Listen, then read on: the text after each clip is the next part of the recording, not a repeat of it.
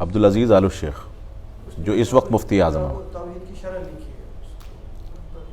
جی جی شیخ یہ ایک سوال تھا، جیسے ابھی پشاور میں جو مسجد میں شیعہ مسجد میں ہوا بوم بلاسٹ، تو اس میں مطلب میں اسٹیٹس دیکھتا ہوں تو اس میں وہ ان کو بلیم کہتے ہیں کہ وہابی اور سلفی اس کے پیچھے ہیں. تو مطلب میں یہ پوچھنا چاہ رہا ہوں کہ وہاں کراتا کون ہے کہ آئے دن جو ہوتے رہتے ہیں، ماضی میں بھی ہوتے ہیں اور پھر ٹھہراتے بھی وہ ہم ہی ہیں کہ وہابی اور سلفی اس کے پیچھے ہیں. دیکھیے، یہ جو اس طرح کے دھماکے یا ہوتے رہے ہیں پاکستان میں اس کے پہلے بھی، ان کے پیچھے سیاست ہے اور کچھ نہیں. یہ یہاں کا وہاں، وہاں کا یہاں، وہاں کی جو مقامی پارٹیاں ہیں وہ اس طرح کی شرارتیں کرتی رہتی ہیں. اس کے پیچھے کوئی مذہبی عناصر یا مذہبی عنصر کو ہم اتہام نہیں دے سکتے جب تک ہمارے پاس دلائل نہ ہوں. جو چیز غلط ہے وہ غلط ہے، دھماکہ یقیناً غلط ہے اور وہ ظلم ہے چاہے کسی کے بھی خلاف کیا جائے، لیکن اس کا اتہام کسی پر لگا دینا بغیر تحقیق کے یہ غلط ہے. یہ اس سے بڑا ظلم ہے، فتنے کا باعث ہے. لیکن عام طور سے اس طرح کی حرکتیں جو ہوتی ہیں پاکستان میں یا کسی بھی ملک میں، عام طور سے پاکستان میں زیادہ ہوتی ہیں، تو یہ سب اس کے پیچھے سیاست اور پولیٹکس ہے. وہاں مذہبی جماعتوں کے درمیان بھی بہت زیادہ پولیٹکس ہے اور وہ ایک دوسرے کو نیچے دکھانے کے لیے ایسا کرتے رہتے ہیں.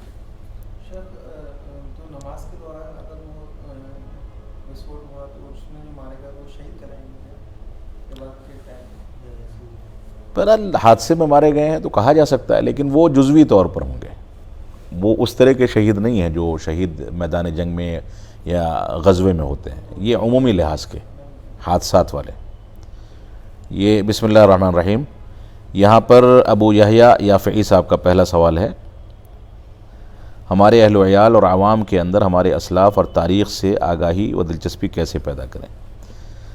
دیکھیے، یہ سوال جو ہے آپ اپنی زندگی میں خود تلاش کر سکتے ہیں کہ ہم اپنے اہل و عیال اور عوام کے اندر اسلاف اور تاریخ سے آگاہی کی دلچسپی کیسے پیدا کریں.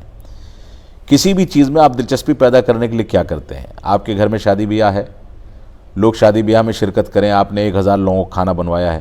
ایسا نہ ہو کہ 200-300 آدمیوں کو اطلاع ہو باقی کھانا ضائع ہو جائے. تو آپ دلچسپی کیسے لیتے ہیں؟ ہر آدمی کے پاس فون کرتے ہیں کہ ضرور آئیے گا، ایک ریمائنڈر بھیجتے ہیں کہ ہم نے دعوت نامہ بھیجا تھا، آپ بھول نہ جائیں. کارڈ لے کر کے لوگوں کے پاس جاتے ہیں. تو آدمی جس چیز میں دلچسپی پیدا کرنا چاہتا ہے اس چیز کے لیے وقت دیتا ہے. اب تاریخی اور اسلاف کی تاریخ سے آگاہی کے لیے دلچسپی پیدا کرنے کے لیے ہمیں اپنے گھروں میں اس کے مطالعے کا ماحول بنانا چاہیے. بچوں کو وہ واقعات بتانے چاہیے اور اس طرح کی کتابیں جس بھی زبان کو بچے پڑھتے ہیں اس زبان میں لا کر کے گھروں میں رکھنی چاہیے. اور اس سے زیادہ دلچسپی پیدا کرنی ہے تو ان کتابوں پر کمپٹیشن اور مقابلے رکھنے چاہیے کہ اپنے بچوں ہی میں، اپنے گھر ہی میں اپنے بچوں کو آپ کہیے کہ فلاں کتاب جو اسلامی تاریخ پر مشتمل ہے یا اسلاف کی تاریخ پر مشتمل ہے، اس کتاب کے صفحہ نمبر 1 سے لے کے صفحہ نمبر 50 تک ایک ہفتے کے بعد آپ کا ایک ٹیسٹ ہوگا اور جیتنے والے بچے کو ایک سائیکل دی جائے گی مثال کے طور پر. یہ دلچسپی پیدا کرنے کا ایک طریقہ ہو سکتا ہے. تو بہت سارے طریقے ہیں. ہم دنیاوی زندگی میں کسی چیز سے لوگوں کو جوڑنے کے لیے جو کاوشیں کرتے ہیں اسی طرح کی کاوشیں ہم کو اس سے متعلق بھی کرنی چاہیے. اگلا سوال ہے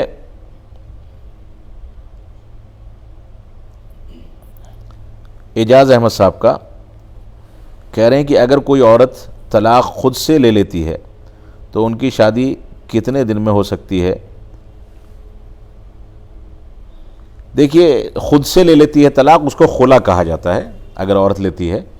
اس سلسلے میں علماء کے درمیان 2 طرح کی رائے ہیں. بعض لوگ کہتے ہیں کہ 1 مہینہ عدت ہے اور بعض لوگ کہتے ہیں کہ 3 مہینہ. بہرحال بہتر اور احتیاط کا تقاضا یہ کہ 3 مہینہ کم سے کم وہ عدت گزارے گی، اور اگر حمل سے ہے تو وضع حمل اس کی عدت ہوگی، یعنی جب بچہ پیدا ہو جائے اس کے بعد اس کی عدت ختم ہو جائے گی. تو اسی طریقے سے وہ عدت گزارے گی، اس کے بعد وہ دوسری شادی کر سکتی ہے. حارث فاروقی صاحب کوئی ہیں، سلام کے بعد کہہ رہے ہیں کیا کچھ سنتیں اس وقت کی رواج تھیں جس سے کرنا ضروری نہیں ہے؟ کیا کچھ سنتیں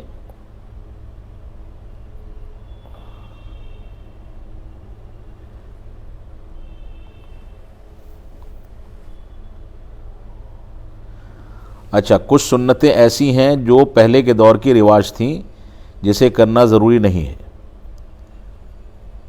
اور اب اس پہ ثواب نہیں ملتا، جیسے بڑے بال رکھنا، عمامہ پہننا اور کدو یعنی گھیا وغیرہ کھانا. نہیں، ایسا نہیں ہے. جو سنتیں تھیں، لیکن ان سنتوں کا تعلق کیا سنتوں سے ہے، اس بات پر غور کرنے کی ضرورت ہے.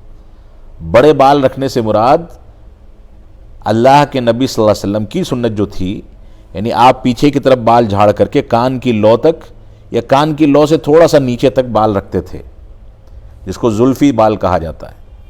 اگر ایسا کوئی کرتا ہے تو کوئی حرج نہیں ہے، لیکن یہ آپ کی سنت ہے باقاعدہ یا نہیں ہے، اس سلسلے میں تفصیل ہے. دوسری بات آپ نے رکھی عمامہ باندھنا، پہننا، یہ اللہ کے رسول صلی اللہ علیہ وسلم کی عادات میں سے تھا، اس دور کے لوگ ایسا کرتے تھے، یہ سنت ہے، اس میں بھی تفصیل ہے. اسی طریقے سے گھیا اور کدو کھانا اللہ کے رسول صلی اللہ علیہ وسلم کو پسند تھا، تو کیا آپ کی پسندیدہ ساری چیزیں آج کے دور کی سنت ہیں یا سنتوں میں شامل ہوں گی، اس پر تفصیل ہے. اور یہ تفصیل جو ہے میں تفصیل ہی سے بتا پاؤں گا اس وقت اتنے مختصر پروگرام میں، کیوں میں جلدی میں بھی ہوں. تو بہرحال اس طرح کی چیزیں جو آج کے دور میں سنت سمجھی جاتی ہیں، یہ ضروری نہیں کہ وہ سنت ہوں. اللہ کے رسول صلی اللہ علیہ وسلم کی بہت سی عادتیں تھیں، اگر ان عادتوں کو بھی انسان یہ سوچ کر کے اپناتا ہے کہ اللہ کے رسول صلی اللہ علیہ وسلم ایسا کرتے تھے، تو اچھی بات ہے، اچھی صفت ہے اور ایسا کرنا چاہیے.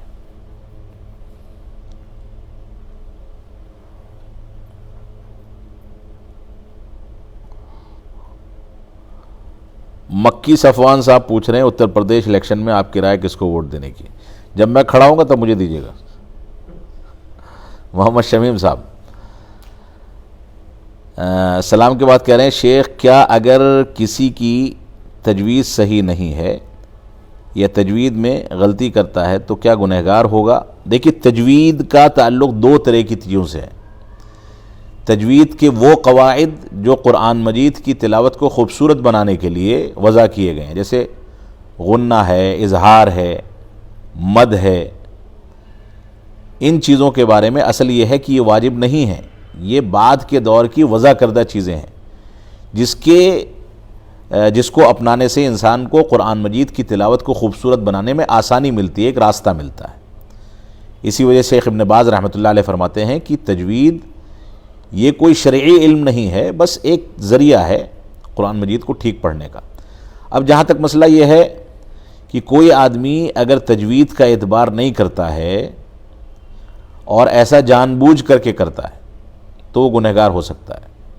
تجوید کا اعتبار نہ کرنے سے مراد اس طرح کی غلطیاں کرنا کہ حروف بدل جائیں، واد کو زا سے بدل دے، وہ سے بدل دے، یا اس طرح کی غلطیاں کرے جس کی وجہ سے معانی بدل جاتے ہیں، اور یہ غلطیاں وہ جان بوجھ کر کے کرتا ہے تو گنہگار ہوگا. لیکن یہ غلطیاں وہ اپنے علم کی بنیاد پر کرتا ہے، یعنی اس کی صلاحیت اس سے زیادہ نہیں ہے، کوشش کرتا ہے کہ وہ صحیح پڑھے لیکن صحیح نہیں ہو پاتا ہے، غلط پڑھتا ہے، تو ایسی صورت میں گنہگار نہیں ہے. بلکہ بعض روایات میں ہے کہ قرآن مجید جو الذی یقرأ القرآن وہو ماہر بہ، جو آدمی قرآن مجید پڑھتا ہے اور اس میں ماہر ہے تو اس کے لیے ایک اجر ہے. والذی یقرأ القرآن ویتتعتع فیہ، اور جو آدمی قرآن مجید پڑھتا ہے اور اس میں اٹکتا ہے، اٹکنے کے باوجود وہ قرآن مجید کی تلاوت کو نہیں چھوڑتا اور کوشش کرتا ہے کہ اس کی اصلاح کرتا رہے، فلہ اجران، تو اس کے لیے دو اجر ہیں، ایک قرآن مجید کی تلاوت کا اور ایک اٹکنے کے باوجود قرآن مجید کو نہ چھوڑنے کا. لیکن تجوید کے قواعد سے مراد وہ قواعد اگر ہیں جن کے اخذ نہ کرنے سے قرآن مجید کے معانی میں فرق پڑ جاتا ہے، حروف بدل جاتے ہیں، تو ایسی صورت میں آدمی کو اپنی تلاوت کو بہتر کرنے، مخارج کو درست کرنے اور اس کی اصلاح کرنے کی کوشش کرنی چاہیے. اگر جان بوجھ کر کے وہ ایسا کرتا ہے تو گنہگار ہوگا، اور اگر اس کو اتنا ہی آتا ہے پھر بھی غلطی ہوتی ہے تو گنہگار نہیں ہوگا. محمد فرید انصاری صاحب حال چال پوچھ رہے ہیں، اللہ کا فضل ہے میں ٹھیک ہوں. اگلا سوال ہے حماد عالم صاحب کا، کیا رمضان کے بعد آف لائن تعلیم شروع ہو سکتی ہے؟ کوئی یہ طالب علم ہے ممکن ہے کہ شروع ہو جائے، ہم تو دعا کر رہے ہیں کہ شروع ہو جائے، لیکن ابھی گائیڈ لائن کیا آئے گی وہ نہیں کہہ سکتے۔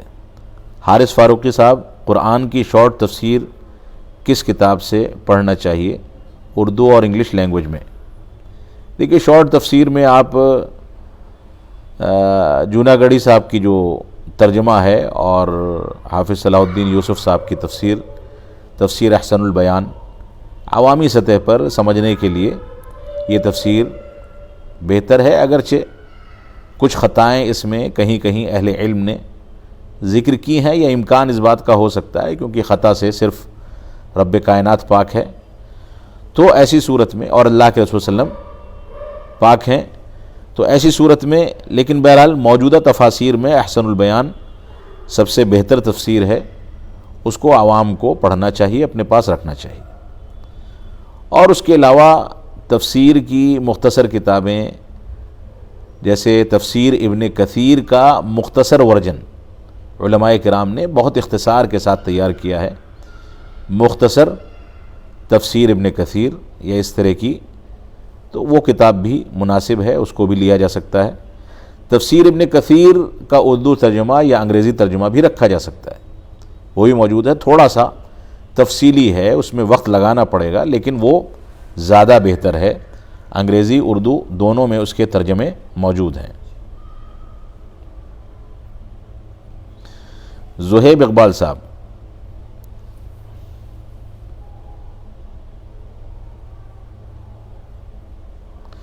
کہہ رہے ہیں ہم بستری کرنے کے بعد میں طلاق دیے تو کیا نہیں ہوتی طلاق؟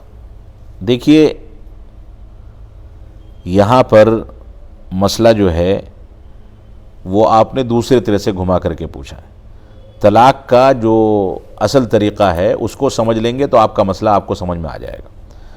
طلاق کا اصل طریقہ جو ہے، جیسا کہ صحیح مسلم کی حدیث میں ہے، ابن عمر رضی اللہ تعالی عنہما کا واقعہ، اس کے ضمن میں محدثین نے اس کو ذکر کیا، اس کے علاوہ بھی بے شمار دلائل موجود ہیں کہ پہلے طہر میں پہلی طلاق دی جائے، یعنی عورت حیض کے ایام میں نہ ہو، ناپاکی کے ایام میں نہ ہو، اور اسی طرح سے حمل سے نہ ہو، تو پہلے طہر میں پہلی طلاق دی جائے، دوسرے طہر میں دوسری طلاق اگر طلاق مکمل کرنے کا ارادہ ہے، اور تیسرے طہر میں تیسری طلاق۔ اب یہاں پر محدثین نے یہ لکھا ہے کہ اگر تیسری طلاق دینے کا ارادہ ہے تو تیسرے طہر میں ہم بستری نہ کی جائے، ہم بستری سے پرہیز کر کے ویسے ہی طلاق دے دی جائے۔ یہ اصل میں مسئلہ ہے۔ یہاں پر جو آپ نے پوچھا ہے یہ غالباً آپ نے کسی سے مختصراً اس چیز کو سنا ہوگا اور وہی سوال آپ کے ذہن میں ہے۔ تو طلاق کا صحیح طریقہ جو ہے وہ میں نے آپ کو بتا دیا، اگرچہ اس میں بہت زیادہ تفاصیل ہیں۔ ابو طلحہ نواز صاحب کوئی ہیں، ان کا سوال ہے، کہنے سوال ایسا ہے کہ گورنمنٹ کی طرف سے بنایا ہوا باتھ روم مسجد کے لیے درست ہے، خاص کر جب گورنمنٹ کافروں کی ہو جیسا کہ آج ہے، میں کشمیر سے، وضاحت فرمائیں کتاب و سنت کی روشنی میں۔ پہلی بات تو آپ کا سوال ہی غلط ہے، جیسا کہ کافروں کی گورنمنٹ ہے، جیسا کہ آج ہے، جیسا کہ آپ نے کہا، کس نے کہا کہ کافروں کی گورنمنٹ ہے آج؟ کسی مذہب کو فالو کرنے والی تو کوئی حکومت نہیں ہے، اور آزادی کے بعد سے مسلمانوں کو ایسا تو نہیں ہے کہ ترقی کرنے کا موقع نہیں دیا گیا، حکومت بنانے کے امکانات نہیں پیدا ہوئے، اسباب امکانات ہر دور میں ہیں، بس فرق اتنا ہے کہ کسی علاقے میں 10,000 ووٹ ہوتا ہے اور مسلمان کھڑا ہوتا ہے تو 9 مسلمان کھڑے ہوتے ہیں، اور وہ 1,000 ووٹ 9 مسلمانوں میں بڑھ جاتا ہے، اور ایک غیر مسلم کھڑا ہوتا ہے، وہ ساری ووٹ لے کر کے کامیاب ہو جاتا ہے۔ تو یہ ہمارے اپنے کرتوتوں کے نتیجے میں ایسا ہے۔ جہاں تک مسئلہ گورنمنٹ کے پیسوں سے مسجد کا بیت الخلا بنانے کی بات ہے، تو اس میں کوئی مذائقہ بظاہر نہیں ہے۔ اگر حکومت کا کوئی فنڈ ایسا ہے جو عبادت گاہوں کے ساتھ خاص ہے اور مسلمانوں کو اس سے فائدہ اٹھانے کا قانونی حق حاصل ہے، تو ایسی صورت میں وہ اس سے فائدہ اٹھا سکتے ہیں۔ لدنی، جی پتہ نہیں، بہرحال مجھے دیکھنا پڑے گا، لیکن یہ کچھ لوگوں نے ذکر کیا ہے، آج کے دور کی جدید اصطلاحات میں سے ہے، دیکھنا پڑے گا ایک بار۔ پوری تفصیل کیا ہے اس کی. یہ غیب کے پارٹ میں ہاں شاید کچھ ایسا ہے، اسی لیے میں کہہ رہا ہوں دیکھ کر کے بتا پاؤں گا. شاید اسی میں سے ایک ہے جو کیا نام ہے کاہنوں کی طرف سے جو علوم ہوتے ہیں. نور من میاں کوئی ہیں، نام بڑا دلچسپ ہے آپ کا. اچھا سلام کر رہے ہیں، وعلیکم السلام ورحمۃ اللہ.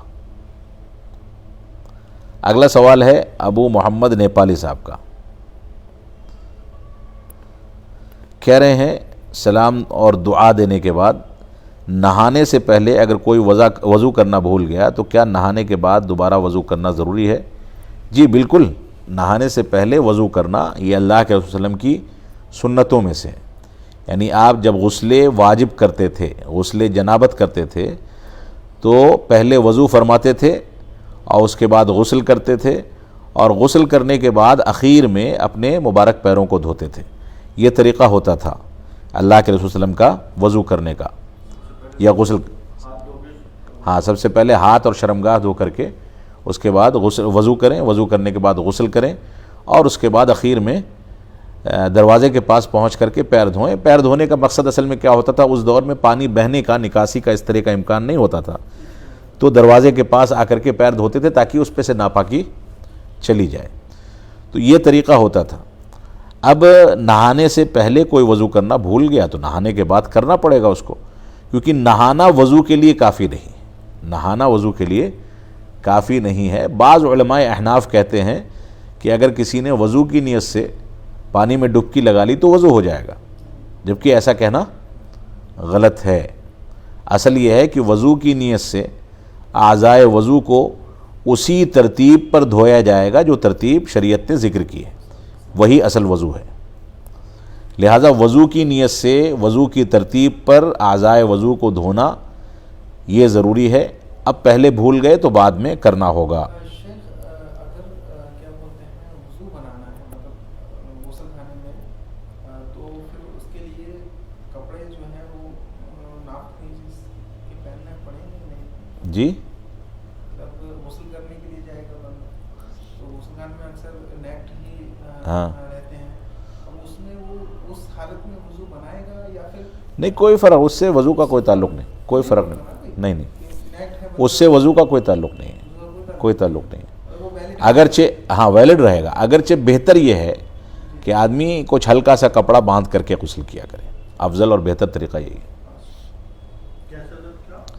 یعنی کوئی تہبند کے انداز کی چیز یا کچھ کپڑا وغیرہ لپیٹ کر کے ہی غسل کرنا چاہیے. ہاں آداب کا تقاضا یہی ہے کہ انسان مکمل طریقے سے کپڑے اتار کر کے زیادہ دیر نہ رہے. کبھی مجبوری ہے تو الگ بات ہے، اس لیے غسل میں بھی آدمی کپڑے ڈال لے تو بہتر ہے، افضل یہی ہے.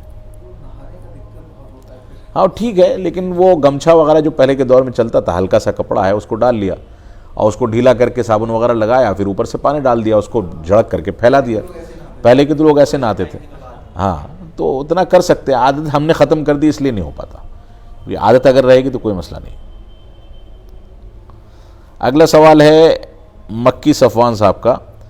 کہہ رہے ہیں شب برات کے بارے میں کچھ بتائیں، آج کے خرافات کے بارے میں بتائیں.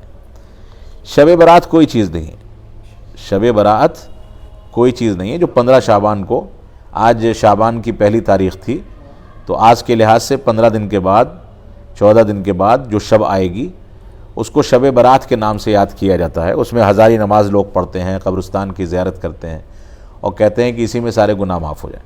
تو اسی میں سارے گناہ معاف ہو جاتے ہیں، تو پھر رمضان کے بارے میں جو آخر کی شب قدر ہے اس کی اہمیت ایک تو ختم ہوتی ہے. لوگوں کا یہ بھی اعتقاد ہے کہ شب برات میں قرآن مجید نازل ہوا، جبکہ قرآن مجید رمضان میں نازل ہوا ہے. تو اس میں سب سے بڑا نقصان کیا ہے کہ آدمی پورے سال کچھ نہیں کرے اور 15ویں شعبان کو رات میں آرام سے حلیم اور ساری چیزیں پکائے کھائے، ڈکاریں لیتا رہے اور سوچے کہ میرے سارے گناہ معاف ہو گئے. یہ فضول ہے، دین کے ساتھ کھلواڑ ہے. دین میں ایسا کھلواڑ یا ایسا چھو منتر کا کوئی کھیل نہیں ہوتا کہ آپ ایک بار میں سب کچھ ختم کر دیں.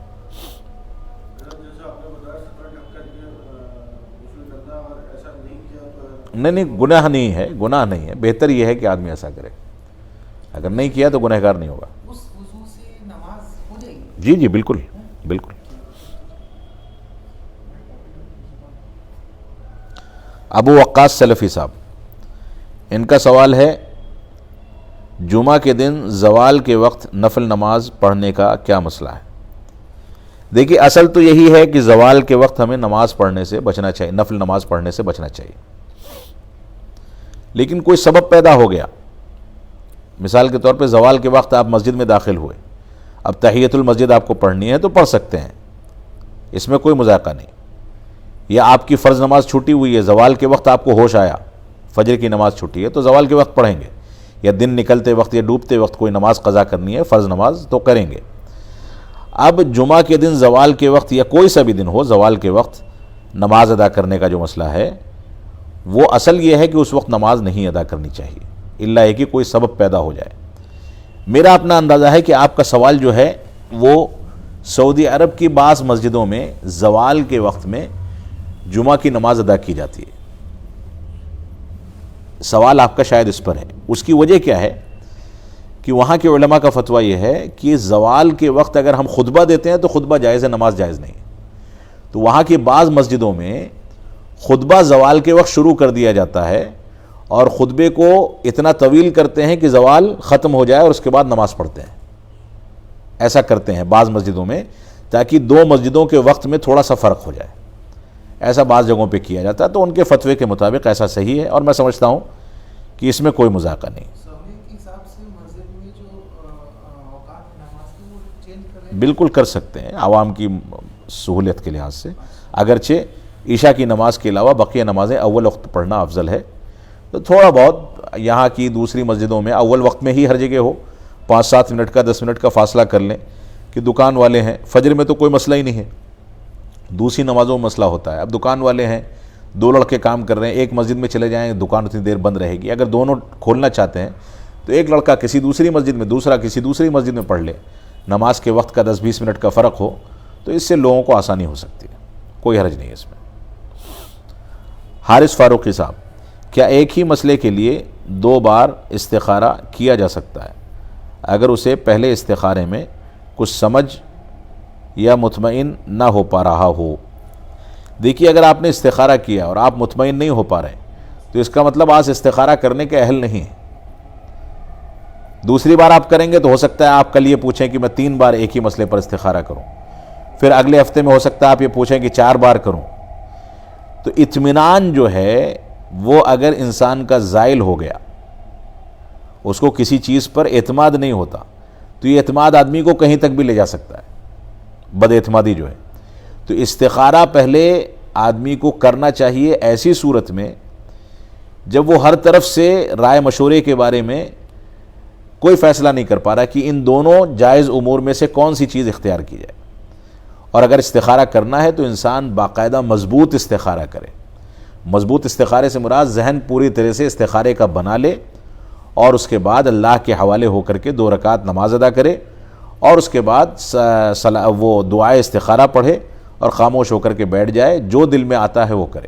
اگر آپ دوبارہ استخارہ کر رہے ہیں تو یہ شیطان کا وسوسہ ہو سکتا ہے، اللہ پر اعتماد اور توکل کی کمی ہو سکتی ہے، لہذا استخارے میں آدمی کو پہلے استخارے پر سوچ سمجھ کر کے پہلا استخارہ کرے اور اس پر اعتماد کرنا چاہیے۔ اگرچہ آپ دوسرا استخارہ کر سکتے ہیں، کوئی حرج نہیں ہے، لیکن یہ حل نہیں ہے کسی چیز کا، اگر آپ دوسرے تک لے جائیں گے تو پھر وہ تیسرے تک چوتھے تک بھی جا سکتا ہے، شبہات بڑھ سکتے ہیں۔ اگلا سوال ہے محمد وسیم الحق صاحب کا، کیا اون سنتھیٹک کپڑوں کے موضوع پر مسح کرنا درست ہے؟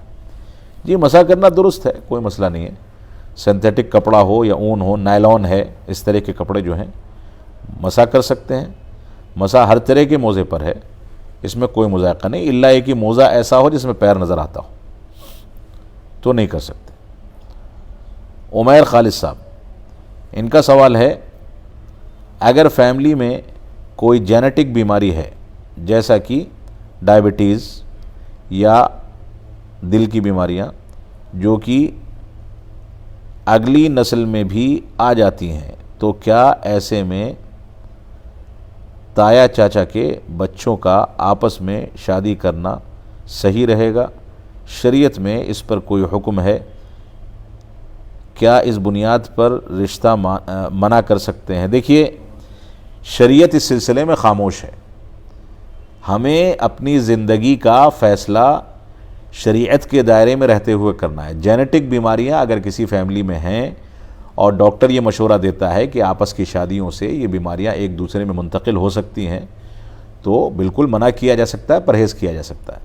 عام طور سے شادیاں میڈیکلی یا تجربات کی روشنی میں دیکھا جائے تو مخالف ڈی این اے میں زیادہ کامیاب ہوتی ہیں۔ اپنی فیملیز میں شادیاں جو ہوتی ہیں عام طور سے ناکام ہوتی ہیں۔ اس وجہ سے آدمی کو اجنبی خاندانوں سے شادیاں کرنی چاہیے، اور یہی شادی کا ایک بنیادی مقصد بھی ہے کہ انسان جب دوسرے خاندان میں شادی کرے گا تب رشتہ داریاں قائم ہوں گی، کسی بچے نے اپنے والد سے پوچھا، ایک لطیفہ ذکر کرتے ہیں کہ ابا آپ کی شادی کب ہوئی اور کس سے ہوئی؟ تو اس کے والد نے کہا میری شادی بیٹا 10 سال پہلے ہوئی تھی، اور آپ کی مدر جو ہے انہیں سے کہا واہ کیا بات ہے، آپ نے تو گھر میں نپٹا لیا۔ تو یہ عام طور سے رواج بن گیا ہے، وہ لڑکیاں جو گھر ہی میں رہتی ہیں انہی سے لڑکوں کی شادیاں کر دی جاتی ہیں، اور اس کے بعد وہ ایک تناؤ جو ہے دونوں کے بیچ کا، آزادی نہ ملنے کا، وہ تناؤ پوری زندگی باقی رہتا ہے، اس کا منفی اثر بچوں پر پڑتا ہے۔ لہٰذا اصل تو یہی ہے کہ اجنبی خاندانوں کی لڑکیاں دینداری کی بنیاد پر منتخب کی جانی چاہیے۔ ڈی این اے مختلف ہوتا ہے تو بہتر ہوتا ہے، اگرچہ شادیاں رشتہ داریوں میں بھی جائز ہیں، لیکن عام طور سے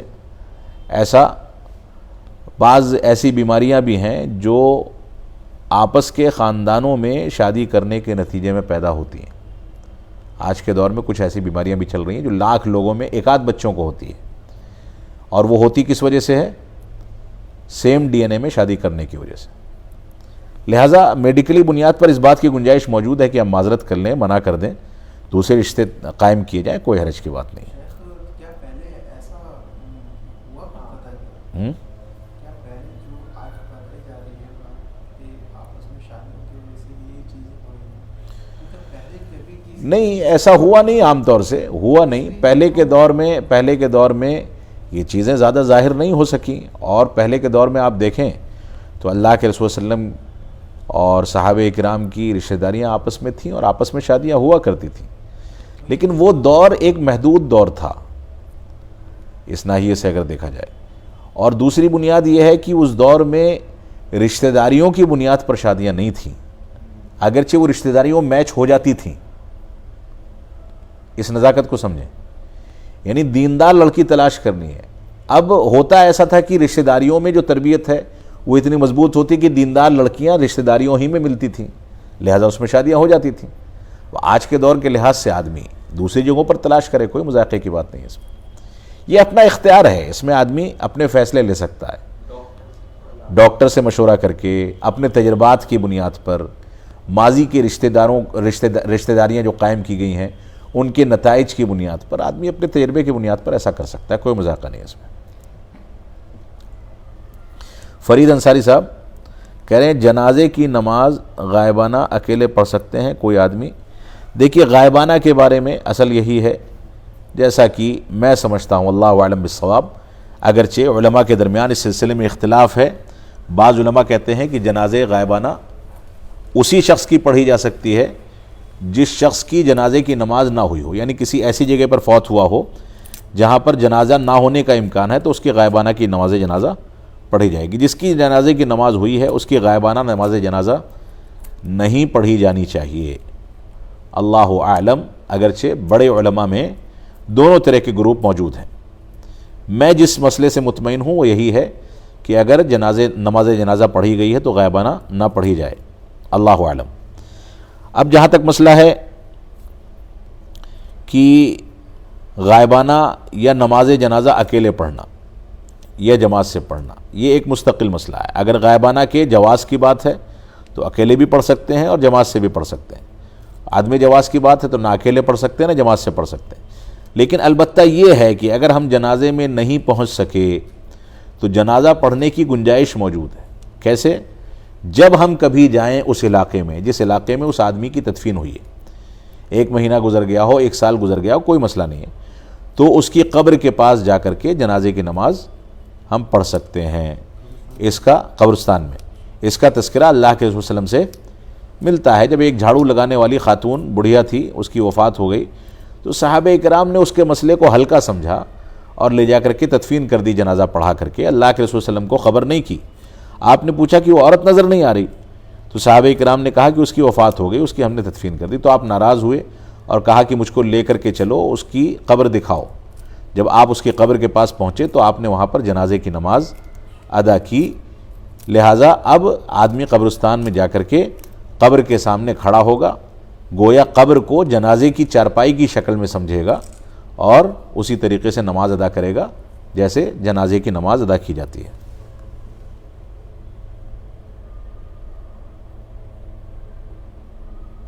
اگلا سوال ہے ابصار خان صاحب کا, سلام کر رہے ہیں, اس کے بعد کہہ رہے ہیں کہ احتلام کا کیا مسئلہ ہے, ذرا وضاحت کے ساتھ بتائیے تو بہتر رہے گا.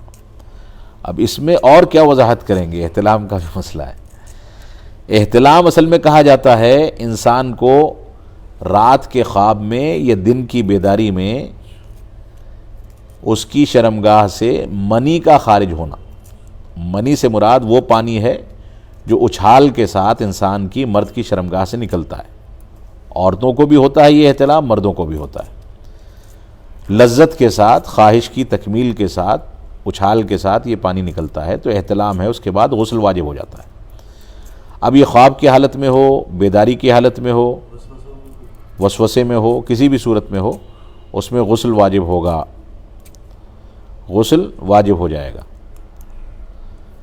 اب اس کی کیا صورت آپ تفصیل پوچھنا چاہتے ہیں, میں سمجھتا ہوں کہ اتنے میں آپ کو مسئلہ سمجھ لینا چاہیے. اگلا سوال ہے واحد متوا صاحب, کہہ رہے ہیں غیر رمضان میں زکوٰۃ نہیں دیتے ہیں, کچھ روشنی ڈالیں. نہیں, ایسا کچھ نہیں ہے. رمضان میں کیونکہ زکوٰۃ نکالنے, صدقہ کرنے کا ثواب بڑھ جاتا ہے, اس وجہ سے لوگ عام طور سے رمضان میں نکالتے ہیں, ورنہ زکوٰۃ کا دروازہ پورے سال کھلا ہوا ہے, جب چاہیں نکال سکتے ہیں. سال جب پورا ہو تب زکوٰۃ نکال دینی چاہیے. شیان خان صاحب کوئی ہیں, سلام کر رہے ہیں. ایک بھکاری ہے جس کو او سی ڈی, اس کا فل فارم ہے اوبیسو کمپلسیو ڈس آرڈر. اس میں یہ ہوتا ہے کہ آدمی اپنے آپ پہ قابو نہیں پاتا, جیسے دروازے کو, تالے کو بار بار چیک کرنا. ہاں, شبہات والی بات ہوتی ہے, ایسا سب ہوتا ہے. ڈاکٹر کو دکھایا ہے, دوا چل رہی ہے, 50% آرام ہے. او سی ڈی کا ذکر قرآن میں بھی ذکر کیا گیا ہے, کیا اس پہ کیسے قابو پائیں؟ دیکھیے, او سی ڈی جو ہے یہ شبہات کی بیماری میں سے ایک بیماری ہے. وسوسے اور شبہات کا شکار آدمی ہو جاتا ہے. اس کا واحد علاج اللہ پر اعتماد اور توکل ہے. اگر آپ کو کسی چیز کے بارے میں بار بار شبہ پیدا ہوتا ہے تو آپ اللہ پر بھروسہ کریں اور اپنے کام کو اللہ کے حوالے کریں. یہ اعتماد اور توکل ہی اس کا واحد علاج ہے. ایک بات. دوسری بات یہ ہے کہ آپ کو فوراً اس کے علاج کے لیے کسی ایسے ڈاکٹر کو دکھانا چاہیے جو ڈاکٹر اس کے علاج کرتے ہیں, جو دماغی علاج یا اسی طریقے سے اس طرح کے علاج کے ماہرین ہیں, ان کو دکھایا جائے اور ان کے ذریعے سے وہ باتیں کر کے, بات چیت کر کے وہ مرض پکڑتے ہیں اور اس کے بعد اس کا علاج کیا جاتا ہے. لہٰذا یہ طریقہ اپنایا جا سکتا ہے. اور قرآن مجید کے یا شرعی نقطہ نظر سے اگر اس کا علاج آپ پوچھتے ہیں تو اس کا علاج یہی ہے کہ اللہ پر اعتماد بڑھائیں, اپنے شبہات کو زائل کریں, اپنے شبہات کو زائل کریں. جب شبہ پیدا ہو تو فوراً یہ سوچیں کہ اللہ نے جو مجھ سے کرا دیا کرا دیا. اللہ پر اعتماد کریں گے, دھیرے دھیرے آپ کے شبہات زائل ہوں گے اور آپ کا اعتماد اور یقین اور توکل بڑھے گا. اس سلسلے میں ایک واقعہ جس کی سند مجھ کو یاد نہیں ہے, وہ واقعہ جو ہے انسان کی تربیت پر مبنی ہے.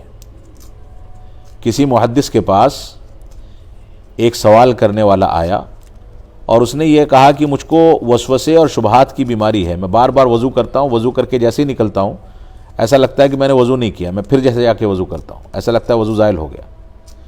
تو انہوں نے اس کو سمجھایا کہ اس پر تم اعتماد مت کرو, کیونکہ شریعت نے جو ہمیں طریقہ بتایا ہے وہ بنا علی الیقین کا بتایا ہے. بنا علی الیقین, اس بات کو سمجھ لیں کہ بنا علی الیقین کیا ہے. مثال کے طور پر میں نے مغرب کی نماز کے لیے وضو کیا اور اس کے بعد میں مسجد کے لیے آیا. اب مسجد جب پہنچتا ہوں تو میرے ذہن میں یہ وسوسہ پیدا ہوتا ہے کہ میں نے وضو کیا ہے کہ نہیں کیا ہے, یا یہ وسوسہ پیدا ہوتا ہے کہ میرا وضو باقی ہے کہ باقی نہیں. لیکن اتنا مجھ کو یقین ہے کہ میں گھر سے وضو کر کے نکلا ہوں. تو اب شبہہ جو ہے یا وسوسہ جو ہے وہ ہمارے یقین کی بات پر حاوی نہیں ہو سکتا.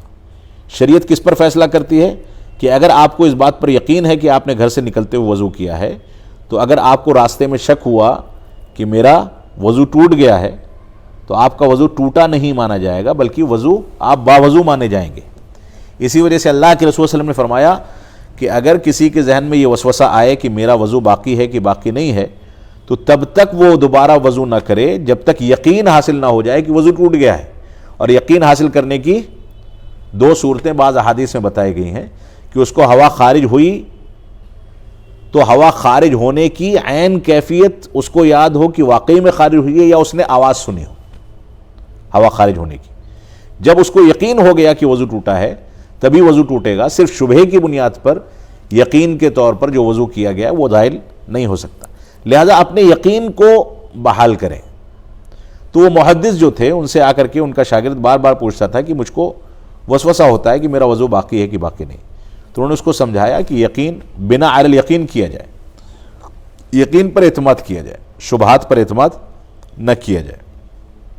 لیکن وہ اپنی صورت پر باقی رہا. تو انہوں نے ایک روز اس کو بار بار جب وہ سوال کرتا تو ایک روز انہوں نے ایک تھپڑ مارا اس کو, کہا کہ اب تمہارا علاج ہو گیا, جو شیطان تمہارے اوپر حاوی تھا اب وہ میرے تھپڑ کی وجہ سے بھاگ جائے گا. اور حقیقت میں اس کے بعد اس کے وسوسے اور شبہات کی بیماری ختم ہو گئی. تو یہاں پر جو ہے تربیت بہت بنیادی مسئلہ ہے. اس بات کو سمجھ لیں کہ جو ہمارے اوپر بیٹھا شخص ہے, جو ہماری تربیت کر رہا ہے, ہمارا باپ ہے, ہمارا بڑا بھائی ہے, وہ ہم سے ایسا کام لے جس کام کی بنیاد پر ہمیں اعتماد حاصل ہو. یہ شبہات کیسے پیدا ہوتے ہیں؟ بچے کے دل میں وسوسہ ہے کہ میں یہ والا کام کروں کہ یہ والا کام کروں, اور آپ اس کو یقین نہیں دلاتے. تو دھیرے دھیرے کیا ہوتا ہے کہ وہ شبہات والے کام کرتے کرتے شبہے اور وسوسے کا شکار ہو جاتا ہے. وہ کوئی بھی کام کرے گا تو اس کے دل میں ایک ڈر رہے گا کہ اگر یہ کام میں نے نہ کیا ہوتا تو بہتر تھا. اور یہ ڈر کیوں پیدا ہوتا ہے؟ اس کے بڑوں کی وجہ سے. بڑے اس کو ہر کام پہ ڈانٹتے ہیں کہ ایسا کیوں نہیں کیا, ایسا کیوں کیا, اور اس کی وجہ سے اس کے دل میں ڈر بیٹھ جاتا ہے, وسوسہ پیدا ہوتا ہے. بڑوں کو اس کی حوصلہ افزائی کرنی چاہیے. اس نے کوئی کام کیا, غلطی کر دی, تو بھی اس کی پیٹھ پر ہاتھ رکھ کے بولیں کہ بیٹا آئندہ خیال رکھنا. وہ اصلاح کر لے گا. غلط کام کرنے پر اس کو فوراً جھڑک دیں گے, ڈانٹ دیں گے, اس کا مذاق بنائیں گے, اس کے چھوٹے بھائیوں کے سامنے اس کو ٹوکیں گے, تو ایسی صورت میں نتیجہ کیا ہوگا؟ وہ دھیرے دھیرے وسوسے کا شکار ہو جائے گا. تو یہ بڑوں کی ذمہ داری ہے کہ بچوں کی حوصلہ افزائی کریں ان کے کاموں پر, اور حوصلہ افزائی کرنے کے نتیجے میں ان کو یقین حاصل ہو. وضو ہوا خارج ہونے سے اور کسی اور بات سے بھی ٹوٹتا ہے؟ ہاں, غسل واجب ہو جائے, وضو باوضو ہیں, ہم بستری یا احتلام یا ہوا خارج ہونے, ہاں بس, ہاں اصل یہی ہے. اسلام کا انکار کر دینا. بعض فقہا یہ کہتے ہیں کہ اگر انسان اسلام ہی سے مکر جائے تو وضو ٹوٹ جائے گا. اس کا وضو کیا ٹوٹ جائے گا, اس کا غسل بھی اس پر واجب ہوگا. اسے کیا بولتے ہیں, یہ آج کل سانگ ہر جگہ چل رہے ہوتے ہیں تو اس کے سننے سے نہیں, الفاظ زیادہ وہ آ جائیں, نہیں, اس سے وضو کا کوئی تعلق نہیں ہے, اس کا کوئی تعلق نہیں ہے. اگلا سوال ہے, ایک تھا نقلی سنی. سوال ہے ان کا, حرام ایڈ, غلط ایڈ کو بند کرنے کے آپشن ہوتے ہیں. اگر غلط ایڈ کو بند کر دیا جائے تب بھی یوٹیوب کی کمائی حرام ہوگی؟ ایسا کوئی آپشن نہیں ہوتا میرے خیال سے. ہاں, ایسا کوئی آپشن نہیں ہوتا.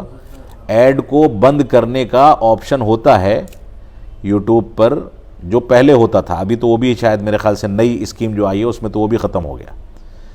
ایڈ کو بند کرنے کا آپشن ہوتا ہے کہ آپ اس طرح کے ایڈز کو بند کر سکتے ہیں جس کو نہیں چاہتے. پہلے ایسا آپشن تھا. اور اگر آپ کا ایڈ بند ہو جائے گا تو یوٹیوب کی کمائی آپ کی آٹومیٹکلی ختم ہو جائے گی. آپ اس پر مزید تحقیق کر لیں، میرے خیال سے ایسا نہیں ہے، آپ اپنی مرضی سے ایسا نہیں کر سکتے. جی ایسا آپشن آتا ہے کبھی جب حرام ایڈ کو بلاک کر دیا جا سکتا تو حلال ہو جائے گا کہ یوٹیوب کی کمائی یا نہیں؟ نہیں، پھر بھی اصل تو یہی ہے کہ یوٹیوب کی کمائی، کیونکہ یوٹیوب کی بنیاد ہی جو ہے وہ حرام پر ہے، یعنی وہ کمپنی جس بنیاد پر چل رہی ہے وہ بنیاد ہی حرام ایڈز ہیں. وہ ہمارے ویڈیوز سے لیں یا دوسروں کے ویڈیوز سے لیں، سمجھ رہے ہیں؟ جو دائرہ ہے وہ دائرہ اصل میں حرام کمائی کا ہے، اس وجہ سے اس کی کمائی سے بہرحال میری اپنی رائے یہ ہے کہ بچنا چاہیے. اللہ اعلم. تو یوٹیوب ایسا آ گیا ہے کہ اس میں ایڈ نہیں آتے، اگر ایسا سبسکرپشن لے لیا ہے آپ نے شیخ آپ کے چینل میں ایڈ سے بچ جاؤ نہیں آتے نا. نہیں، اصل ایڈ نہیں آتے، لیکن اب ایک نئی اسکیم آئی ہے 2-4 مہینے سے، جس میں یوٹیوب میں ویوز چاہے 1-2 ہوں تو بھی ایڈس آ جاتے ہیں. ان ایڈس کو آپ نہیں روک سکتے. تو اس کا پیسہ نہیں، اس کا وہ پیسے سے کوئی تعلق نہیں اس میں، وہ یوٹیوب کمپنی اپنے پروموٹنگ کے لیے چلا رہی ہے. مانیٹائز مطلب پیسے عبد القدوس آوان صاحب کوئی ہیں سرگودھا پاکستان سے، سلام کر رہے ہیں. وعلیکم السلام ورحمۃ اللہ. اگلا سوال ہے ابو محمد نیپالی صاحب کا. میں پروگرام ختم کروں گا، مجھے کہیں جانا ہے، 2 سوال صرف لوں گا. گھر کے قریب بدعتی مسجد ہے، ہماری مسجد 2 کلومیٹر پر ہے اور میں قطر میں ہوں، تو بچوں کو نماز کے لیے بدعتی مسجد میں جانے دوں؟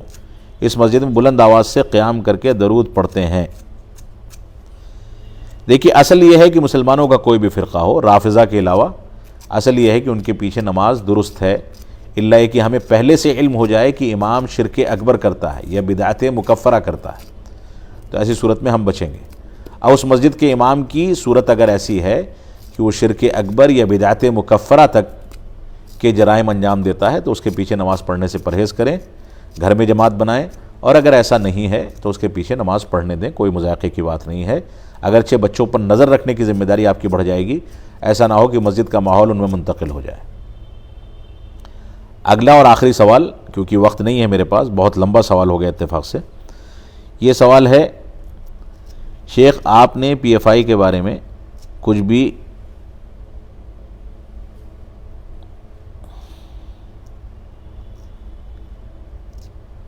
کہا، میں اس کی تائید کرتا ہوں الحمدللہ، کیونکہ میں سلفی علماء کا طالب علم ہوں الحمدللہ. لیکن کچھ اہل حدیث حضرات پی ایف آئی کی تائید میں ہیں. میں آپ کی جو رائے ہے پی ایف آئی کے بارے میں اس کے سامنے پیش کیا تو وہ ماننے سے انکار کر رہے ہیں اور سلفی علماء پہ ہی انگلی اٹھا رہے ہیں اور مزید تحقیق کرنے کی ایڈوائز دے رہے ہیں. سلفی علماء کو شیخ آپ کی کیا رائے ہے اس پہ؟ ان احادیث حضرات کو جزاک اللہ خیر. دیکھیے، جو احادیث حضرات پی ایف آئی سے جڑے ہیں ان کا جڑنا ہمارے لیے جواز کی دلیل نہیں ہے.